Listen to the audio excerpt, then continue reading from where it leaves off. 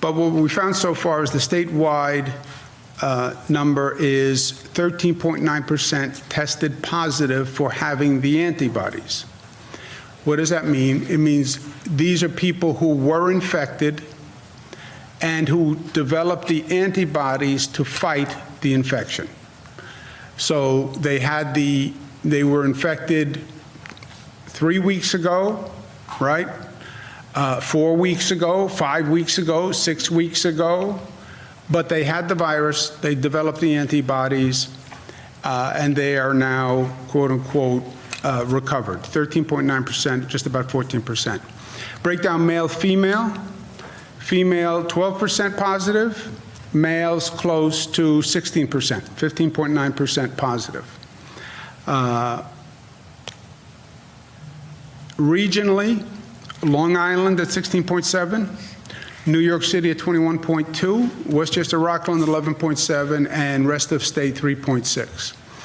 This basically quantifies what we've been seeing anecdotally and what we have known, but it puts numbers to it. Rest of the state is basically upstate New York, 3.6. It was been about 7-8% of the cases that we've had in the state. Westchester Rockland, we had an initial significant problem. Remember, Westchester had the largest, hottest cluster in the country at one time. 11%, so it's literally somewhere in between. New York City, 21, which again supports what we knew anecdotally. Long Island, 16.7, so it's not that far behind New York City, and it is significantly worse than Westchester Rockland. We've been talking about Westchester Rockland, and Nassau Suffolk basically is one, but there is a variation with the Long Island numbers.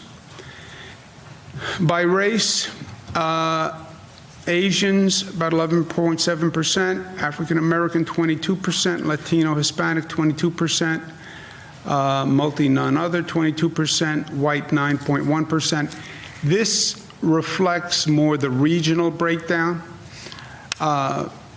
African American and Latinos are, in this survey, disproportionately from New York City. And New York City is at 21%.